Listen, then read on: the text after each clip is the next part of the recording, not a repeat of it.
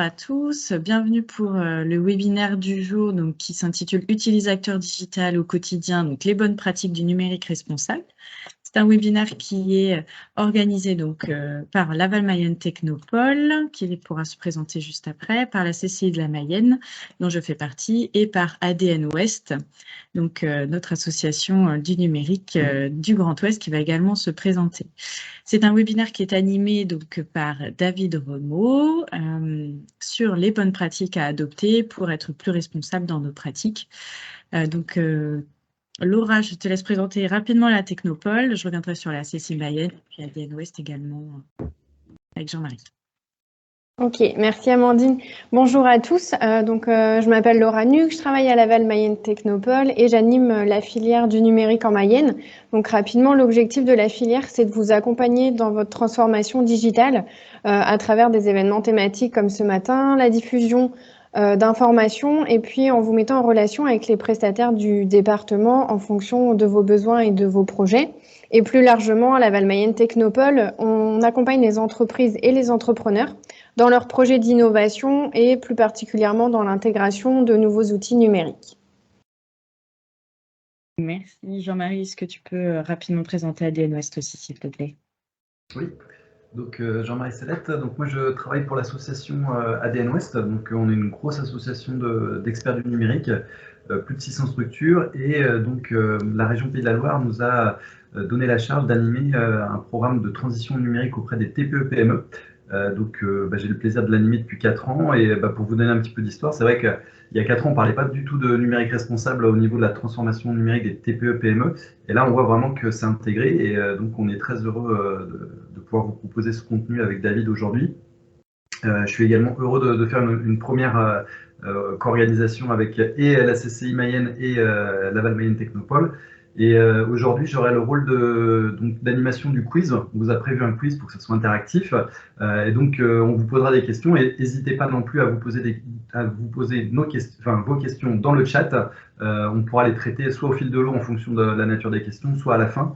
Et voilà, et je remercie David pour sa participation aujourd'hui. Merci. Et donc rapidement, avant de laisser la suite à David, pour la CCI Mayenne, donc on a une fonction que vous connaissez probablement, donc qui est principalement d'avoir le registre des commerces et des sociétés quand les entreprises s'enregistrent. On a également un rôle d'accompagnement pour les entreprises, donc pour ma part, effectivement, tout ce qui va être communication digitale et numérique, et donc soit par des accompagnements individuels ou des formats collectifs comme aujourd'hui sur des thématiques pour pouvoir faire monter les compétences faire monter les compétences dans les entreprises. Je laisse la parole donc à David pour la partie numérique responsable. Merci à tous les trois pour l'introduction. Donc, pour terminer, donc David Remeau, je suis consultant numérique responsable et j'accompagne les entreprises et collectivités dans la démarche numérique responsable qu'elles souhaitent entreprendre. Donc, de la sensibilisation des employés, en passant par l'évaluation de la maturité, le conseil, la formation, le pilotage de quelques projets ou sous-projets, et puis éventuellement l'accompagnement dans une démarche de labellisation. Donc, je suis également membre de différentes communautés dont l'ADN Ouest et animateur d'ateliers pour les citoyens et les entreprises autour de la découverte de la fresque du climat et du numérique qui présente les impacts de nos activités sur la planète et l'environnement. Donc, pour commencer, juste pour vous donner un petit peu d'éléments de contexte, aujourd'hui, on est toujours dans une croissance assez importante due à la transformation digitale. On a beaucoup plus d'utilisateurs du numérique et d'Internet depuis quelques années. On a également beaucoup plus d'équipements par utilisateur, ce qui fait que les deux apportent une multiplication des usages. Et de ce fait, on a également une importance forte du volume de données et des données qui sont transférées entre tous. Donc pour le webinaire, nous allons réaliser des quiz à différents moments. Ces quiz-là vont permettre de vous donner quelques éléments d'ordre de grandeur, de chiffres, pour mieux comprendre aujourd'hui où on en est.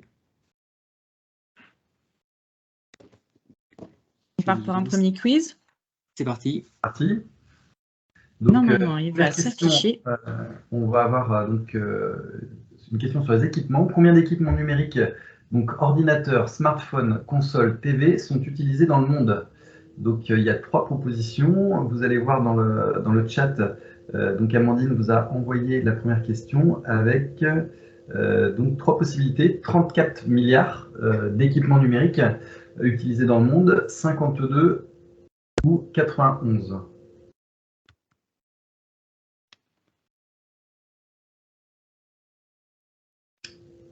Amandine, c'est bon, ça fonctionne? Tu vois s'afficher au fur et à mesure les réponses?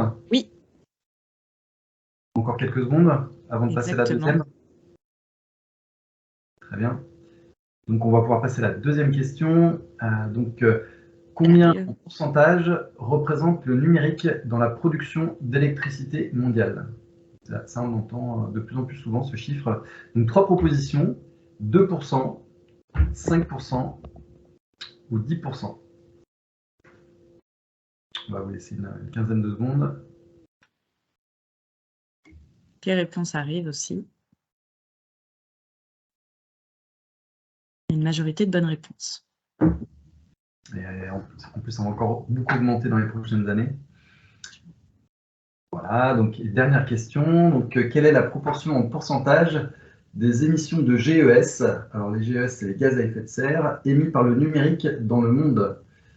Donc, on a 3 propositions pour les émissions, 2%, 4% ou 10%. Donc là, on vous laisse pareil une quinzaine de secondes.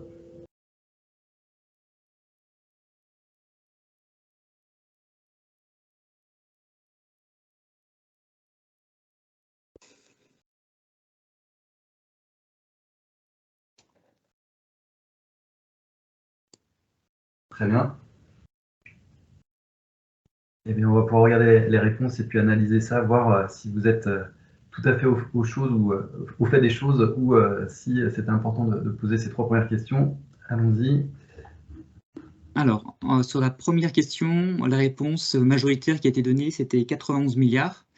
Aujourd'hui, on en est à 34 milliards, ce qui est déjà pas mal par rapport au nombre de personnes sur la Terre.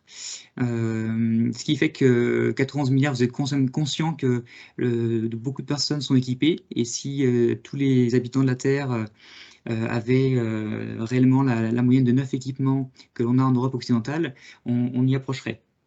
D'accord. Alors, Amandine, est-ce que tu peux nous donner le détail sur la première question? Je ne vois pas les Alors, réponses. on a eu 21 réponses, 57% ont indiqué 91, effectivement. Ah oui. Donc, on va dire 60%, un petit peu moins de 40% pour 52, et on avait 5% de bonnes réponses sur 34. Ok, très bien. Alors, est-ce que sur la deuxième question, tu peux nous donner le pourcentage de réponses? Donc 2%, personne n'a répondu 2%. Ensuite, on avait 40% sur 5%, et puis majorité de bonnes réponses avec 60%. Ah, très bien, félicitations à tous. Pas aux 60%. Est-ce que tu veux commenter sur la deuxième, David? Alors, sur cette partie-là, oui, donc ce qu'il faut avoir en tête, c'est que les chiffres sont. Faut reconnaître un petit peu les ordres de grandeur. Tous les chiffres ne sont pas forcément 100% déjà à date par rapport à aujourd'hui, en 2022. Donc, c'est toujours en augmentation. Et puis, on est dans une dynamique où on collecte de plus en plus d'informations. Donc, plus ça va être dans le temps, plus on aura des chiffres de plus en plus précis.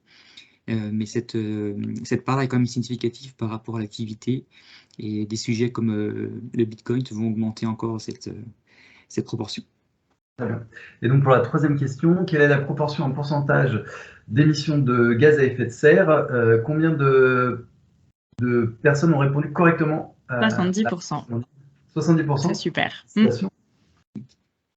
Oui, c'est l'un des chiffres principaux qui est connu autour du numérique responsable, pour 2 raisons. Parce que le gaz à effet de serre est un effet direct du réchauffement climatique, donc c'est un élément important qu'il faut évaluer et sur lequel il faut travailler. Et puis également parce que c'est une part importante du numérique qui est en forte croissance, et pour 2025, on sera certainement à 8%. Donc c'est vraiment cet élément-là qui a fait réagir beaucoup d'acteurs du sujet. Très bien. Alors, par rapport à l'impact, vous allez avoir différents chiffres tout au long du webinaire. Ce qui est important de prendre en compte, c'est de prendre du recul par rapport à notre quotidien. Le numérique, il faut le créer à partir de matières premières. Et aujourd'hui, 95% des terres rares qui sont utilisées pour la fabrication de nos équipements viennent de pays majoritairement d'Asie, de pays où les conditions de travail ne sont pas idéales, où il y a des conflits géopolitiques. Concernant la fabrication, aujourd'hui, la fabrication d'un gramme d'un équipement informatique, c'est 80 fois plus qu'un gramme d'un composant automobile. Donc on a vraiment un impact aussi très fort sur la partie fabrication. La fabrication qui est si souvent en dehors de l'Europe. L'utilisation, on le voit bien, c'est notre quotidien, nos smartphones, nos tablettes, nos PC. Et puis l'autre élément de l'impact, c'est la partie fin de vie. Au niveau de la fin de vie, eh bien, il y a 70% des équipements, des déchets qui sont malheureusement détournés par du trafic illégal et qui terminent dans des déchetteries à ciel ouvert dans des pays majoritairement en Afrique. Donc c'est cet élément-là qu'il faut avoir en tête lorsque l'on utilise, qu'on achète un équipement informatique. Donc, pour comprendre la démarche de raisonnement qu'il y a après ensuite autour du numérique responsable, il faut bien avoir en tête la notion de cycle de vie qui a été illustrée précédemment par rapport aux différentes images, pour bien comprendre où se situent les impacts et puis voir comment on peut agir. Alors lorsqu'on est un citoyen, un employé, une entreprise, on n'a pas forcément la possibilité d'agir à tout niveau, mais on peut déjà agir à 3 niveaux importants: à l'achat, on peut agir sur l'utilisation, la maintenance de l'équipement, et puis on peut agir également sur la fin de vie. Qu'est-ce que l'on en fait après que l'équipement est devenu obsolète? Donc voilà, avec ce cycle de vie, vous allez pouvoir mieux comprendre après les différentes démarches qui sont proposées dans le numérique responsable. Alors l'objectif du webinaire était de vous donner différentes informations sur les gestes au quotidien. Pour ce faire, on va utiliser un support qui a été réalisé par la communauté. D'accord, ok. J'ai coupé votre micro. Merci.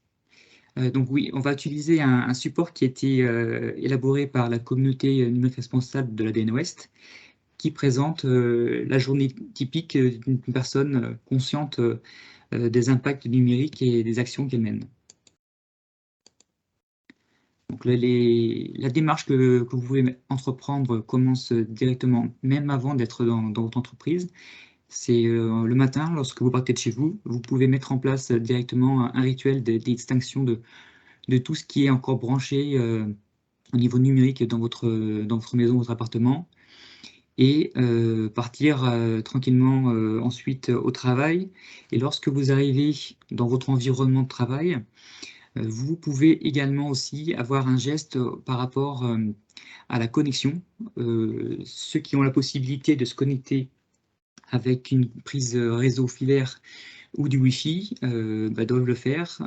Ceux qui sont en mobilité, qui n'ont pas d'autres possibilités, la 4G s'impose, mais sinon, il faut privilégier des connexions filaires. Ensuite, par rapport au fonctionnement quotidien, l'objectif, c'est d'avoir un PC qui soit vraiment avec un usage limité par rapport à beaucoup d'applications que parfois on laisse d'ouvertes sur le PC. Donc l'objectif, c'est de pouvoir limiter les applications open usage. Et puis également, lorsque vous avez régulièrement nécessité d'adresser les différentes sites web pour pouvoir consulter des informations ou en transmettre, eh bien, créez-vous un marque-page avec l'enregistrement de tous les raccourcis vers ces sites web. Ceci évitera de faire des requêtes vers des sites de recherche.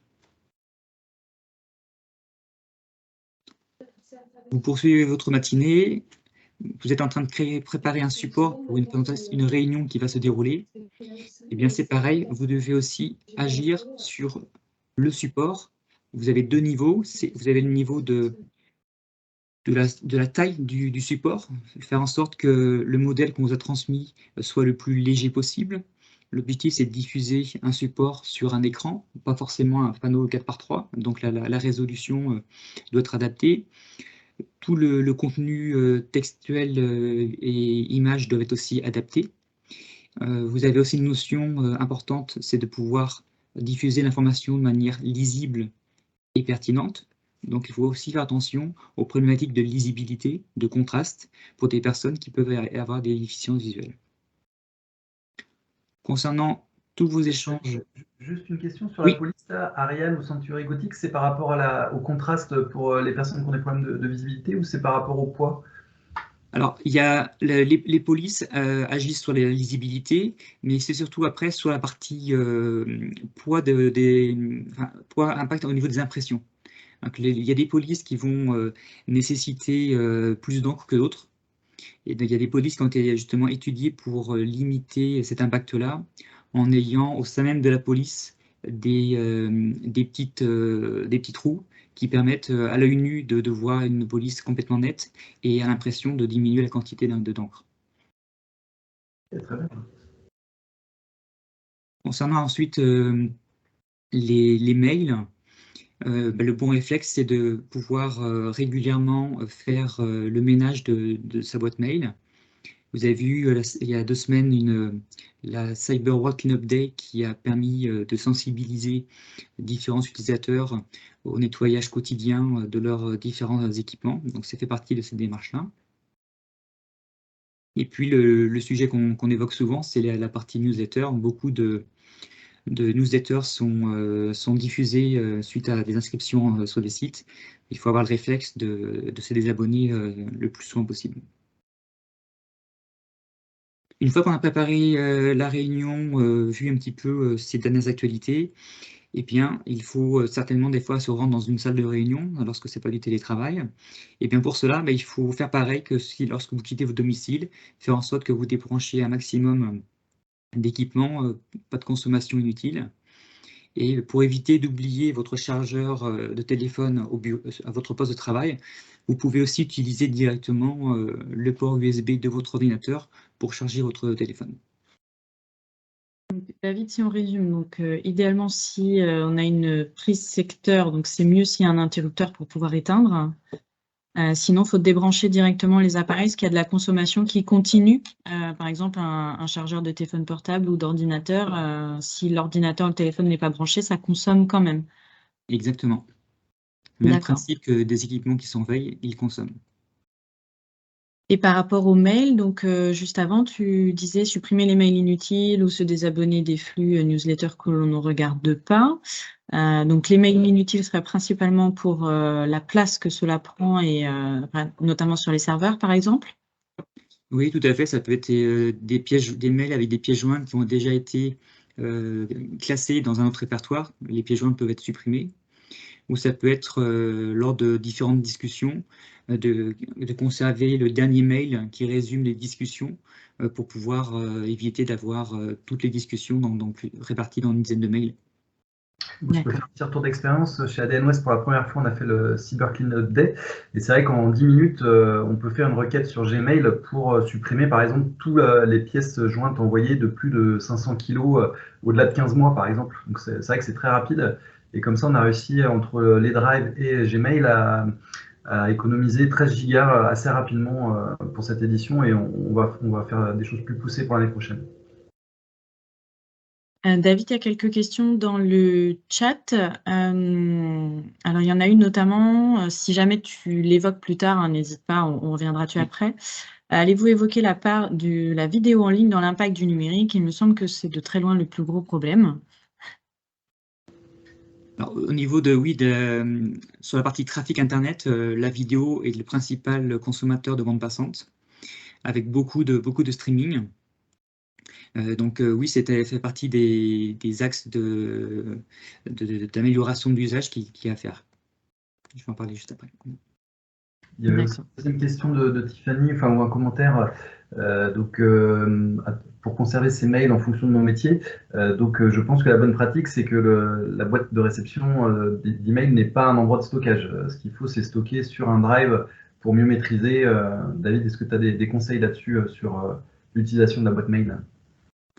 Oui, bah, c'était ce qu'on évoquait tout à l'heure, hein, c'est d'essayer de supprimer les mails qui ont des informations en double, de, de sortir les pièces jointes pour alléger également ça. Et puis après, c'est plutôt la notion qu'on va avoir juste après, je vais l'évoquer après, c'est pas envoyer des mails inutiles à beaucoup de personnes. Donc, c'est comme beaucoup d'éléments, la pollution, faut la traiter au début, c'est moins on génère de mails, moins on va polluer. Donc, voilà, il faut adapter son usage. Et justement, poursuivre là-dessus pour pouvoir évoquer ce sujet-là, à moins qu'il y ait une autre question qui n'a pas été traitée. Ça viendra au fur et à mesure. On a une remarque quand même de salle informatique pour des étudiants qui sont connectés aussi tout le temps. Oui, oui, c'est vrai qu'il y a une action côté utilisateur, hein, c'est le principal objet du webinaire. Il y a des actions ensuite côté après équipe informatique, hein, ceux qui s'occupent de toute la partie réseau et infrastructure, où il y a également des actions à mener. Mais déjà, la notion d'allumer en permanence, on l'a chez nous déjà, le fait de laisser une box Wi-Fi allumée en permanence toute la journée, c'est pareil. Même si on est en télétravail, le soir, on est normalement déconnecté. Donc éteindre son Wi-Fi la nuit, c'est aussi un geste à mettre en œuvre. Et justement, la transition sur la connexion, hein, il est important aussi d'avoir des moments de déconnexion, surtout en réunion pour être le plus impliqué dans les échanges, mais aussi par rapport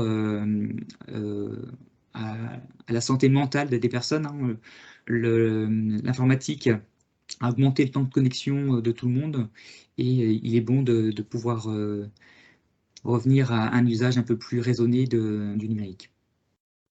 Dans l'usage raisonné, il y a aussi la notion d'achat. Lorsque vous avez votre collègue qui vous présente son dernier téléphone à la mode, eh bien, vous pouvez être tenté aussi d'être dans la même dynamique. Mais il est important de se poser la question de l'utilité de cet équipement-là par rapport à celui que j'ai déjà. Est-ce que le mien est vraiment obsolète? Est-ce que c'est juste une obsolescence psychologique? Et si jamais je suis tenté de changer, bah, qu'est-ce que je vais faire de mon équipement actuel? Donc, c'est des questions qu'il faut vraiment se poser aujourd'hui.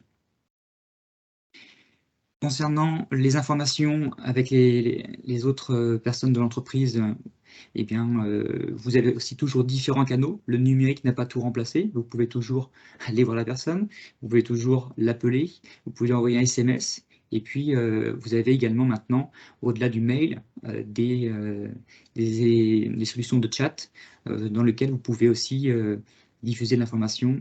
C'est un autre moyen pour pouvoir utiliser la meilleure communication au bon moment avec le bon nombre de personnes.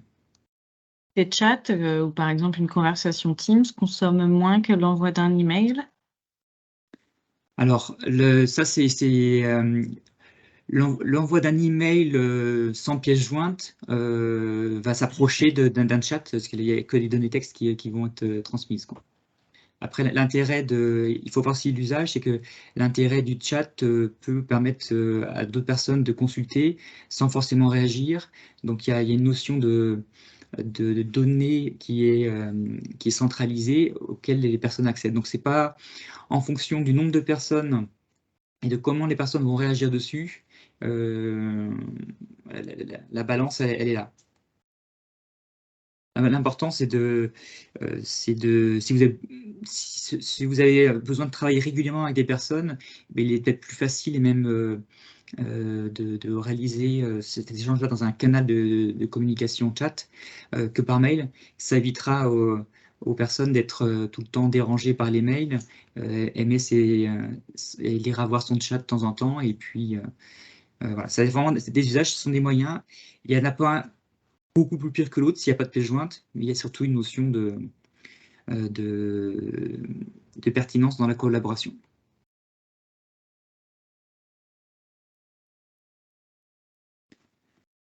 Concernant l'impression, Jean-Marie évoquait tout à l'heure, on peut travailler sur la notion de police de caractère. Et si vous avez par exemple un document sur lequel vous avez besoin de vous poser pendant un certain moment de travailler dessus, eh bien, il est préférable de l'imprimer bien sûr avec les bonnes pratiques d'impression, mais de l'imprimer pour pouvoir ensuite éviter de laisser un PC allumé juste pour consulter un document pendant plusieurs minutes. Donc, vous mettez votre PC en veille, vous imprimez correctement et puis vous pouvez travailler à noter sur le document. Alors, tout Et à la l'heure, dans le musique, chat, il y a une personne qui disait vaut mieux même ne pas imprimer. Donc, toi, tu conseilles plutôt bah, d'imprimer si c'est plus long que 4 minutes? voilà, c'est la démarche. Aujourd'hui, entre le temps, la consommation d'énergie du PC, de l'écran, par rapport à la consommation d'une imprimante pour un document, le zéro papier, c'est pas forcément non plus un bon geste. L'important, c'est pareil, c'est l'usage. Et aujourd'hui, il peut être utile d'imprimer des documents par rapport à les avoir en consultation en permanence sur l'écran. D'accord. En respectant en tout cas des bonnes pratiques d'impression déjà sur cette partie-là. On dirait que le prix des cartouches d'impression a baissé, David. C'est peut-être plus au travail avec les grosses imprimantes qu'à la maison où là, c'est quand même assez compliqué. Oui, bah, après, c'est vrai que le coût à la page est différent en entreprise et chez soi. Hein, ce ne sont pas les mêmes technologies d'impression. Mais voilà, oui, les imprimantes aussi s'améliorent par rapport à ça. Mais voilà, c'est vraiment plus par rapport à un temps d'usage vis-à-vis du coût d'impression versus la consommation d'un PC allumé. Merci. Encore plus si vous avez un écran de grande taille. Et il y a une remarque dans le chat, sachant qu'un PC de bureau consomme plus qu'un ordinateur portable. Alors oui, là c'est historique, un PC fixe consomme plus qu'un PC portable. Donc l'objectif, c'est pas parce qu'il consomme plus de le changer tout de suite. Cet équipement-là a eu un coût à la fabrication, donc il faut aussi le faire durer. Donc voilà, c'est toujours, il ne faut pas forcément changer pour avoir un équipement qui soit moins énergivore. Il faut aller au bout de l'usage du sien, c'est préférable de manière globale. Sinon, ça va faire un déchet de plus à traiter. Et concernant après tout ce qui va être trafic, on a évoqué tout à l'heure la notion de vidéo. Oui, la vidéo est importante en termes de flux. Et donc c'est pareil, si vous voulez écouter la radio au travail, bah, soit vous l'écoutez avec la réception de votre téléphone en herdien, ou sinon vous téléchargez plutôt de la musique que d'écouter en streaming, et encore moins avoir YouTube qui tourne derrière avec des vidéos. Et puis, dernière partie, lorsqu'on quitte le bureau, on va avoir la même démarche que lorsqu'on quitte chez soi, c'est de faire le ménage numérique. Je vais avancer un petit peu également. Donc, la dernière partie, ensuite, si vraiment vous avez la volonté de changer un équipement, il faut préférer des équipements qui soient reconditionnés avec des acteurs type label Emmaüs, AFB Shop, qui permettent de redonner une seconde vie à des équipements. Et si vous avez des équipements dans vos tiroirs qui ne sont plus utilisés, les remettre dans des filières de recyclage. Et puis, le numérique, comme je l'évoquais tout à l'heure, il y a un impact sur la santé. Donc, si vous voulez aussi avoir de meilleures nuits, il est préférable également de se déconnecter suffisamment tôt par rapport à l'heure de coucher. Et pareil, de dormir avec les équipements complètement éteints en mode avion pour profiter de sa nuit. Mode avion ou éteint, ça revient au même en termes de consommation?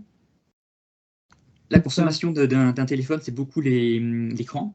Donc, l'écran et les applications. Donc, le mode avion va forcément aussi faire un gain parce qu'il n'y aura plus de communication entre les antennes et le téléphone. Donc, ça sera aussi un gain également.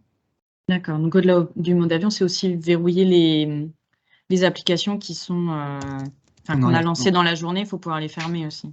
Oui. OK. Donc, en synthèse, il y a les fameux 5 R qu'il faut retenir. C'est refuser tout nouveau produit qui n'est pas forcément utile, réduire la consommation des biens, et réutiliser tout ce qui peut l'être, et puis recycler dès que c'est possible, et réparer également tout ce qui peut être réparé. Et je te laisse la main pour un quiz. Très bien. Donc, deuxième série de 3 questions. Donc, combien de matériaux composent un smartphone de 5,5 pouces? Donc, vous avez 3 propositions. 20 matériaux, 40 ou 70.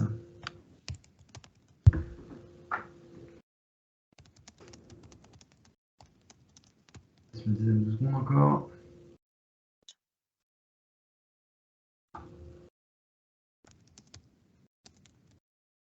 On fait de tout dans les réponses. Ah. Ensuite, combien en tonnes pèsent les déchets d'équipements électriques et électroniques en France en 2019? Vous avez 3 possibilités qui sont assez serrées finalement. 555 000, 855 000 ou 985 000 tonnes.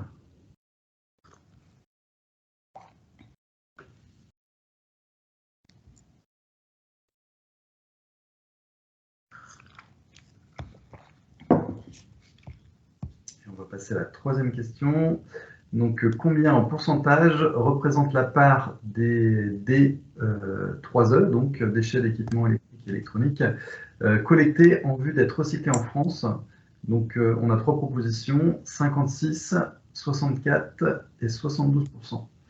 Vous êtes dur hein, au niveau des questions, il n'y a pas beaucoup d'écart.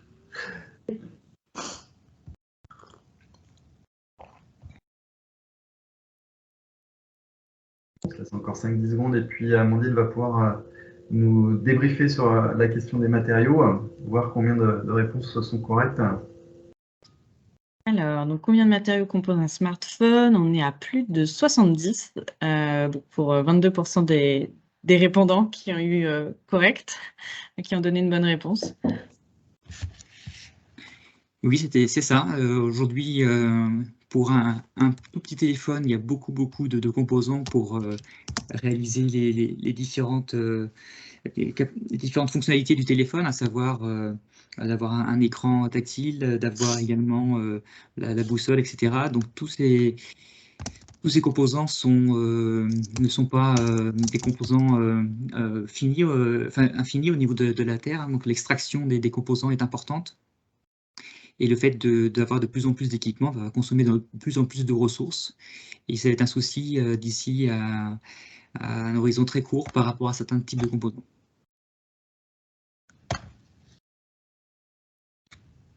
Alors, pour la question suivante, donc combien en tonnes pèsent les DE? Donc DEEE, déchets d'équipements électroniques et électrotechniques. Donc la bonne réponse était 855 000 avec près de 70% de bonnes réponses. Génial. Bien. Et bien oui, là, c'est vrai que les quantités sont très importantes. Et donc, ça fait partie justement des actions qu'il faut mener. C'est pour ça que dans la dernière Cyberwalk Cleanup Day, il y avait aussi également une action autour du recyclage des équipements. Et pour la dernière question. Et donc, pour la dernière question, voilà, le pourcentage. Donc, la bonne réponse était 64% avec un peu moins de 20% de bonnes réponses. D'accord. Alors, on a une petite question, David, est-ce qu'on a le temps d'apprendre par rapport à ton déroulé, qu'on puisse terminer à midi? Oui. Donc, c'est Nicolas Bout qui nous demande par rapport, on parle beaucoup d'écran, pensez-vous qu'il faut inciter les entreprises à privilégier les thèmes sombres pour leur site web ou une présentation comme celle-ci aujourd'hui? Là, on voit qu'il y a un blanc très blanc. Comme ça pourrait permettre de réduire la consommation des écrans. Est-ce que ça serait un bon geste? Alors, sur la partie, sur les... Il faut voir ça par rapport à l'accessibilité et après par rapport à des fois aussi des personnes qui malheureusement impriment des supports. Donc si les personnes impriment des supports, il y aura trop de noir. Par rapport aux effets sur les personnes, la lumière, plus la lumière est importante, plus ça va être nocif pour les yeux. Donc c'est vrai qu'il y a beaucoup d'utilisation d'applications mode noir pour les PC et les smartphones. Donc oui, pour une majorité des cas, le noir c'est bien. Après, il faut voir la partie usage et puis la partie enfin accessibilité également, quoi. Voilà. Donc, il faut équilibrer entre tout ça. Et on voit qu'il n'y a pas forcément de solution idéale. Ouais. Non, mais il faut quand même privilégier dès qu'on peut, et surtout par rapport à ce que l'on a maintenant aujourd'hui au niveau des différents terminaux, c'est la possibilité de passer en mode nocturne, également lorsqu'on dépasse des horaires un petit peu importants, pour commencer à diminuer la fatigue oculaire et à préparer aussi un meilleur endormissement, quoi. Très bien. Donc là, j'ai un slide de transition un peu plus sombre. Il y a juste une demande. Il paraît aussi que nous pouvons réduire la taille de notre boîte mail en supprimant les réunions passées de nos agendas. Oui, tous les éléments qui sont dans l'agenda ce sont des éléments qui enrichissent toute la base de la boîte aux lettres. Donc oui, ça fait partie des actions qui peuvent être menées. Alors après, pour certains, c'est important d'avoir l'historique. Bon, c'est pareil, c'est comme tous nos papiers administratifs. Voilà, passer quelques années, ça peut être pas forcément utile de conserver. Ok. Donc alors, je vais parler du numérique avec des aspects négatifs. Comment un petit peu pallier à ces aspects négatifs. Mais le numérique, ce n'est pas que du négatif. Il faut bien aussi le comprendre. Donc tous les acteurs qui sont dans ce domaine-là, tous les étudiants qui arrivent sur le marché informatique ne vont pas arriver pour réaliser un métier de pollueur, non, il n'y a pas que ça. Il y a des aspects qui sont très importants. Donc c'est pour ça que le numérique responsable, dans sa définition, englobe 4 thématiques, ce qui est les thématiques de réduction de l'empreinte, ce qu'on évoquait depuis tout à l'heure, mais aussi le fait que l'IT peut être une solution pour réaliser des efforts au niveau de l'empreinte environnementale, que ce soit dans la logistique, dans le transport, dans l'automobile. Il y a également aussi des aspects qu'il faut en prendre en compte, c'est l'humain et le numérique.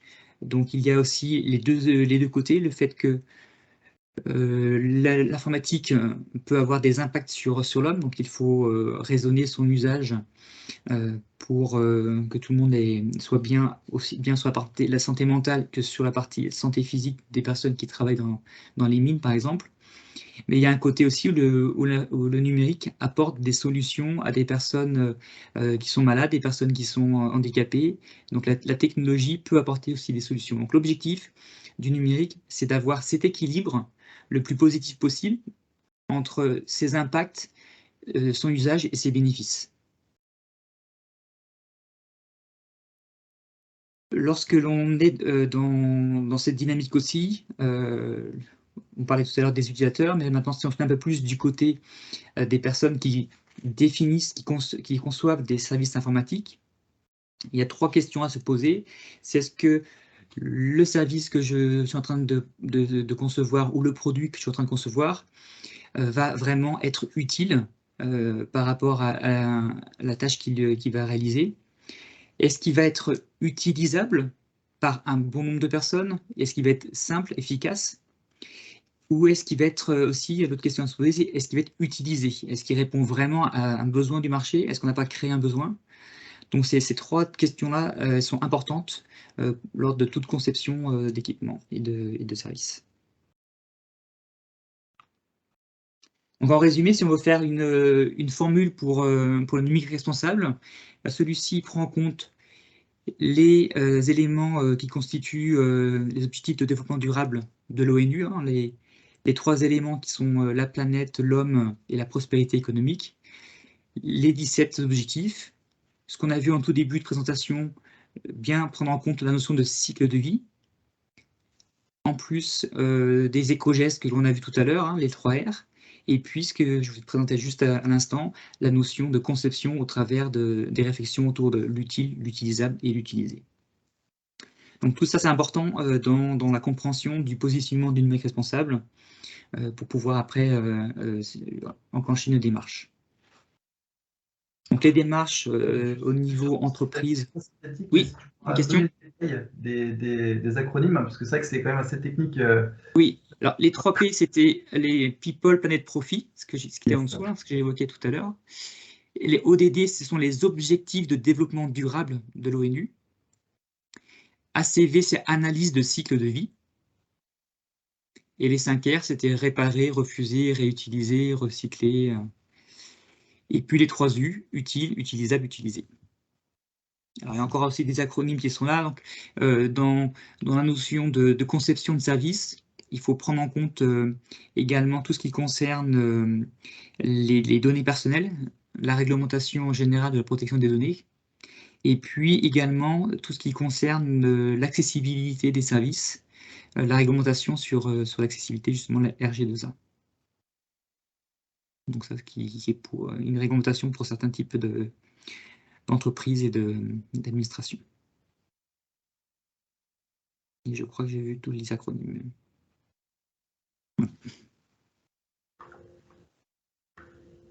Et donc, la démarche de numérique responsable dans une entreprise ou une organisation, eh bien, elle se fait avec différentes étapes. Côté employé, la sensibilisation, ce que vous faites aujourd'hui, à vous positionner sur un webinaire de ce type, ça fait partie des démarches de sensibilisation, mais il peut y avoir des ateliers un peu plus importants. Et la formation, il faut aussi pouvoir valoriser les différentes démarches que réalisent les employés. Hein. Tous les éco-gestes qu'on a vu tout à l'heure, eh bien, il faut les mettre en avant, comme ce qui a été fait lors de la Cyber World Cleanup Day.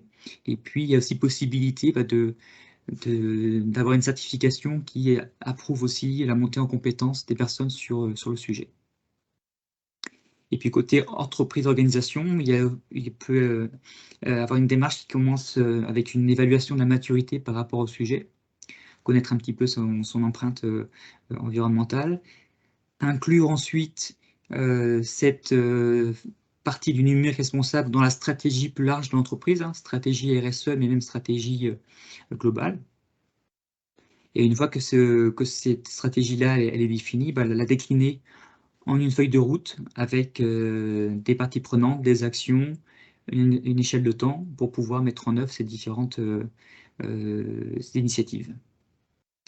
Et les entreprises qui veulent finaliser concrétiser leur démarche par une labellisation, il y a une labellisation qui a été créée pour pouvoir, au même titre que des labellisations de sécurité, de RSE et autres, valider la bonne démarche qui a été mise en place au sein même de l'entreprise ou de l'organisation.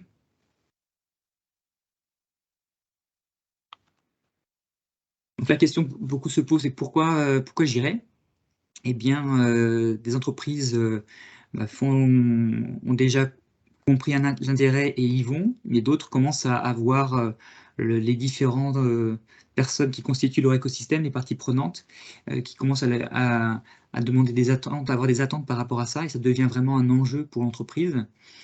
Donc, que ce soit l'État avec des réglementations, depuis quelques années, il y a eu la loi climat et résilience, il y a eu la loi AGEC, anti-gaspi, il y a la loi en fin d'année qui a été promulguée, la loi de Rennes pour la réduction de l'empreinte environnementale du numérique. Donc toutes ces lois vont dans ce sens-là pour être de plus en plus contraignantes vis-à-vis des démarches environnementales et numériques.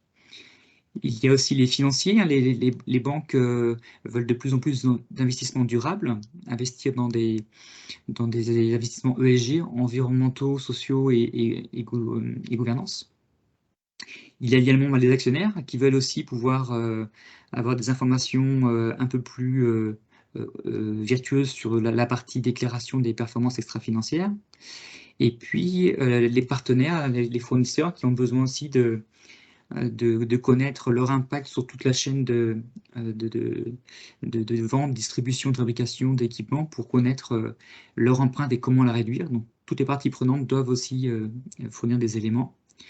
Les clients vont également mettre dans les appels d'offres de plus en plus de contraintes sur l'achat d'équipements reconditionnés, sur les formations, les démarches RSE, etc. Et puis les employés qui sont aussi en quête de sens par rapport à ça, de valeur, et puis ont également des attentes vis-à-vis de l'entreprise. Donc voilà, donc choisir ou subir, c'est l'un des deux orientations qu'il faut avoir à ce jour. Et puis, pour aussi donner un élément, c'est pas que dans les actions qui ont été menées par déjà différentes entreprises, il y a un retour sur investissement par rapport au surcoût que ça peut engendrer d'avoir une démarche numérique responsable. Donc il y a une bonne partie de ces gains qui est justement tout ce qui est évité. Lorsque vous prolongez la durée de vie d'équipement de 3 ans à 5 ans, eh bien ça réduit fortement le coût d'investissement. Et puis vous avez différents d'autres bénéfices autour des recettes et des gains de productivité. Voilà, on va passer au quiz. Alors, il nous reste 2 questions. Voilà. C'est parti. Oui, hop. Alors, 2 questions. Donc, combien en pourcentage représente la part des Français qui changent de smartphone alors qu'il fonctionne encore? Aïe, aïe, aïe. Donc, 66%, 77% ou 88%?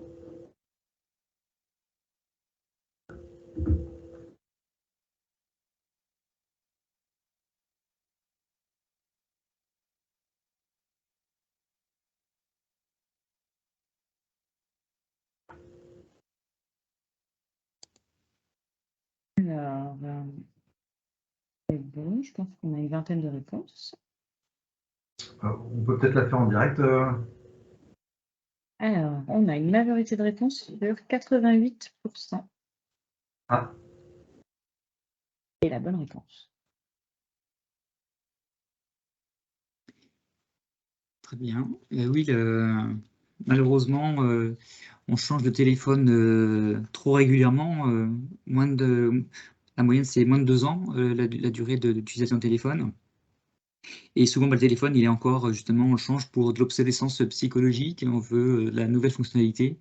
Et l'équipement, il est encore utilisable. Donc, s'il est transmis à une autre personne de la famille qui n'en avait pas, c'est bien. Par contre, s'il termine dans un placard, là, c'est là où c'est dommage parce que l'équipement pourrait être réutilisé.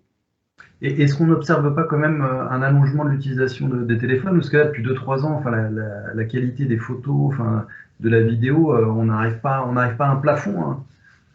Ah bah, oui, on arrive à un plafond, on voit bien par rapport aux publicités.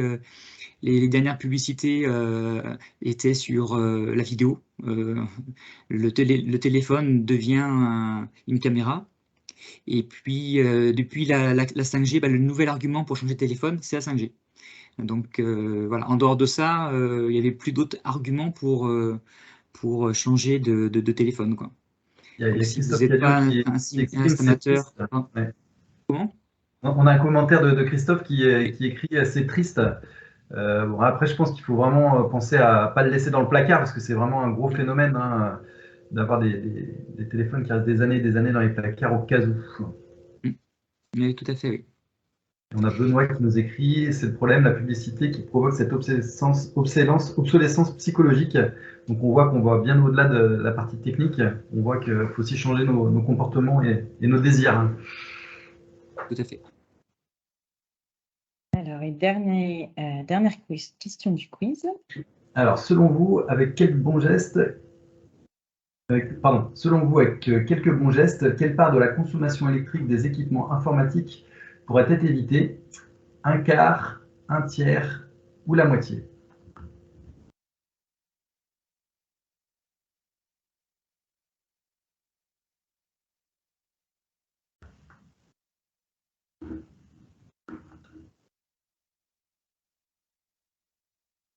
Amandine, on a combien de réponses déjà?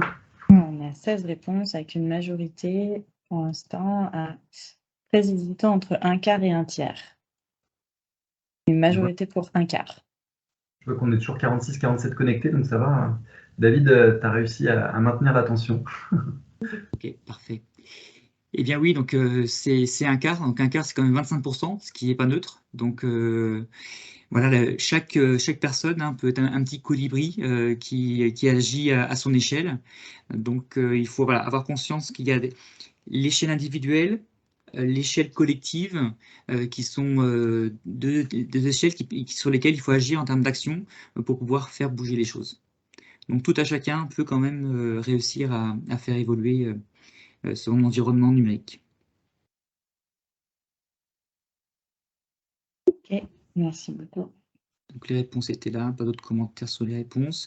Donc pour ceux qui veulent aller plus loin, vous avez à disposition différents éléments. Donc, ceux qui veulent s'informer, se former, il existe des cours en ligne. Hein, donc il y en a 2 qui ont été réalisés par l'Institut du numérique responsable, l'INR, qui est à l'origine du label numérique responsable. Et vous avez également l'INRIA qui a aussi à sa disposition un autre MOOC très complet. On vous a mis également des liens vers d'autres guides de bonnes pratiques qui ont été, pour certains, rédigés par l'ADN Ouest et pour d'autres, l'ADEME. Et en particulier, un petit focus sur l'ADEME qui a une bibliothèque très importante d'informations, à la fois sur juste des infographies de sensibilisation, des études pour aller plus loin sur le sujet, des guides concernant les différentes démarches qui peuvent être réalisées. David, peut-être un focus sur les TPE-PME. Est-ce que tu auras un document ou un site à privilégier pour vraiment les bonnes pratiques sans rentrer dans faire un site propre avec un code propre, mais plutôt sur la partie usage? Alors, pour tous les guides de l'ADEME adressent tout type et taille d'entreprise. Donc, bien sûr, en fonction des sujets abordés, il y a des sujets qui ne sont pas forcément concernés par tout le monde. On évoquait tout à l'heure le data center. Tout le monde n'a pas forcément un data center, une seconde salle informatique d'une grande taille. Mais donc, il y a différentes recommandations qui sont déjà ici. Et après, ça va être plutôt dans des personnes qui n'ont pas, on va dire, beaucoup d'informatique en soi. La démarche est plutôt de questionner son fournisseur, à savoir les données qui sont hébergées chez vous, est-ce qu'elles sont bien dans un environnement en rapport avec les RGPD. Éventuellement, pour ceux qui sont dans le monde de la santé, il y a aussi un label sur l'hébergement des données de santé. Vous avez aussi un autre label sur la partie sécurité. Donc voilà, c'est poser des questions sur ça, poser des questions sur est-ce que le data center qui est hébergé répond à des bonnes pratiques environnementales? Est-ce qu'il est sourcé avec de l'énergie verte? Voilà, quelles sont les différentes démarches qu'il y a autour pour pouvoir justement réduire l'impact. Donc voilà, il y a beaucoup de questions à poser auprès des fournisseurs pour s'assurer du bon choix.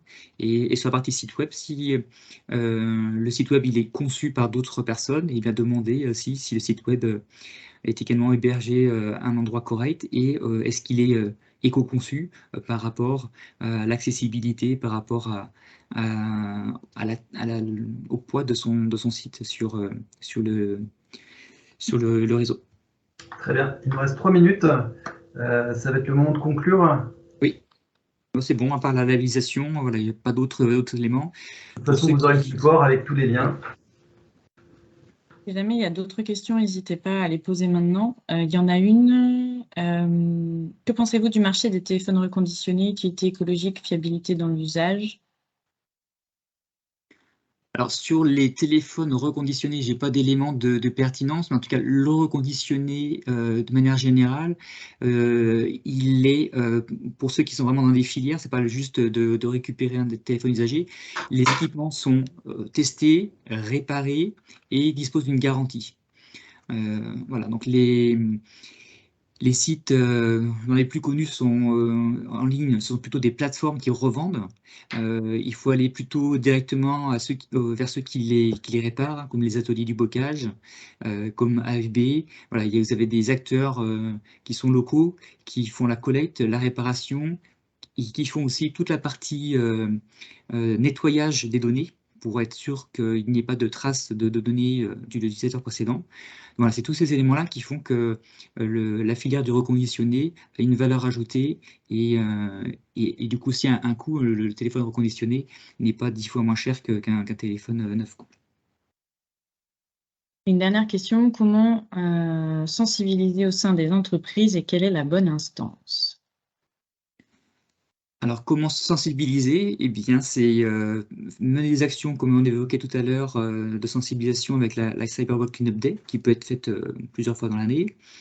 Éventuellement, pour pouvez profiter d'un séminaire d'entreprise, un team building, de réaliser une fresque du climat ou du numérique qui va permettre de mettre les personnes pendant 3 heures dans un atelier pour comprendre les impacts et puis se mettre en action par rapport à ça. Après, il y a ça peut être des conférences, et puis ensuite, la communication dans l'entreprise, dans les newsletters, des affichages. Voilà, il y a plusieurs moyens de communication avec différents supports, différents temps. Aujourd'hui, il y a pas mal de matière pour ça. Et merci. Donc, pour conclure, tu peux... Oui, hop. Alors, ça me permet de faire la transition avec un gros événement qui a eu lieu le 25 janvier. Donc, c'était la journée du numérique responsable dans l'Ouest organisée par ADN Ouest.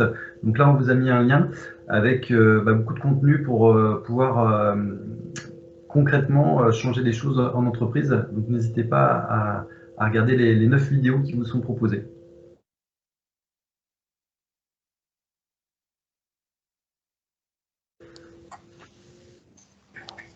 Et donc, on a des prochains événements qui sont organisés donc, par la CCI ou par la Technopole. Pour la CCI, donc, les 2 prochains sont une journée avec un coach Google qui vient à Laval. Donc, la dernière fois, c'était en 2018, donc 4 ans après le retour. Donc, une coach Google qui vient pour 2 ateliers, une conférence, donc le 25 avril à la CCI Mayenne. Et notre prochain webinaire qui, lui, par contre, sera consacré donc, plutôt aux cyberattaques.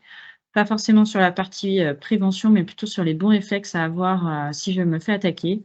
Donc, la préparation en amont et puis après la réaction quand je me rends compte que je me fais attaquer et comment je communique pendant la crise de la cyberattaque.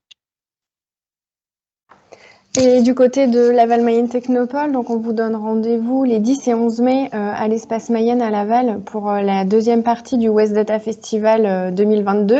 Donc c'est un événement sur la gestion de ces données, l'intelligence artificielle et la cybersécurité. Et on abordera plus spécifiquement 4 thématiques: territoire intelligent, la gestion des données dans le secteur de la formation, dans le secteur de l'industrie, et puis la cybersécurité pour les collectivités. Et à l'occasion du West Data Festival, on organise aussi un alternance dating pour les formations numériques lavalloises. Voilà, pour si vous avez des offres en alternance à pourvoir dans le numérique, c'est l'occasion de venir rencontrer les étudiants. Et on vous donne aussi rendez-vous le 19 mai pour un atelier No Code co-organisé avec ADN Ouest et Jean-Marie. Sur comment automatiser et gagner du temps. Donc, on aura 2 intervenants qui seront présents pour vous présenter des outils. Voilà. Et donc, pour conclure, merci David pour cette présentation vraiment très complète avec des outils très concrets qu'on peut mettre en place dès maintenant. Donc, on va vous faire parvenir un mail bilan avec le support de présentation, nos coordonnées, le replay qui sera disponible prochainement, et puis un questionnaire de satisfaction. Donc voilà, merci à tous d'avoir suivi le webinaire. Merci Amandine, merci David et merci Jean-Marie pour l'organisation de ce webinaire. Merci à tous les participants. Hein. On n'a perdu personne. On est toujours à 45, donc c'est juste génial. Je vois les commentaires là. Merci, bonne journée. Donc merci pour votre réactivité, votre interactivité tout au long de cette heure. Merci beaucoup et bonne journée. À bientôt. Merci. Au revoir. À bientôt.